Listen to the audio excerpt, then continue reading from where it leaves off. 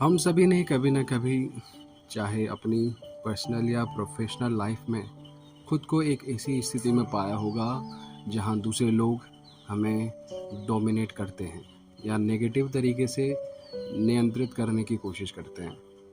उस negative energy का एक बहुत ही सामान्य उदाहरण हमारे किसी न किसी व्यक्तिगत और अव्यक्तिगत संबंध से ही है।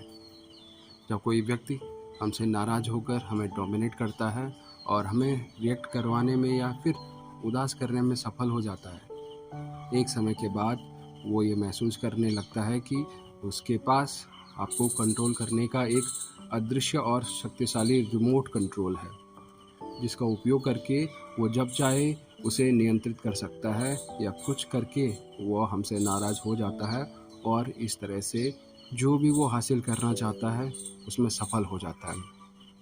उनका क्रोध ही उनका रिमोट कंट्रोल बन जाता है। इसलिए जब हम रिएक्ट करते हैं तो हम दूसरे व्यक्ति को वो रिमोट कंट्रोल दे देते हैं, जिससे वे हमें कंट्रोल करते हैं। ऐसे में हम खुद प्रभावित होना और दूसरों द्वारा डोमिनेट होना चुनते हैं। यहाँ ये समझना ज़रूरी है कि वे हम ही हैं जो दूसरों द्वारा नियंत्रित और डोमिनेट होने का चुनाव करते हैं, या फिर बिना किसी रिएक्शन में आए जैसा हम महसूस करते हैं उसे एक्सप्रेस करने के साथ ही उनके प्रति प्यार, सम्मान और शुभकामनाएं बनाए रखें।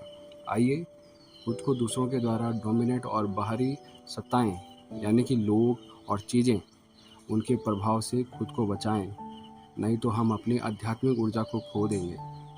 जब हम दूसरे व्यक्ति के रिमोट कंट्रोल को सफलतापूर्वक कार्य करने देते हैं और ऐसा करके हम खुद को आंतरिक रूप से कमज़ोर करते हैं, दूसरे व्यक्ति के हाथों की कठपुतली बनकर रह जाते हैं। एक कठपुतली कभी भी शक्तिशाली नहीं होती, क्योंकि वो खुद से कार्य नहीं करती बल्कि किसी दूसरे के द्वारा नियंत्रित होती है।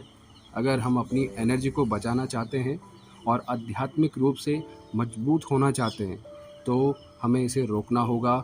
मेडिटेशन और आध्यात्मिक ज्ञान दोनों ही हमारी आध्यात्मिक शक्ति के साथ साथ हमारे आत्मसम्मान को भी बढ़ाते हैं।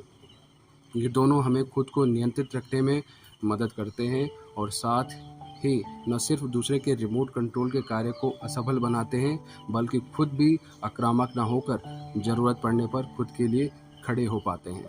Thank you so much. ओम शांति।